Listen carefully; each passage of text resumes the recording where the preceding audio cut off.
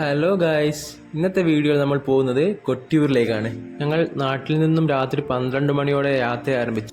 രാത്രിയിലെ യാത്ര കഴിഞ്ഞ് പുലർച്ചെ 2:30 കൊട്ടിയൂരിനടുത്തുള്ള പാർക്കിംഗ് ഏരിയയിലെത്തി. അവിടെ നിന്ന് ക്ഷേത്രത്തിലേക്കുള്ള ഗേറ്റ് ഉണ്ടായിരുന്നു.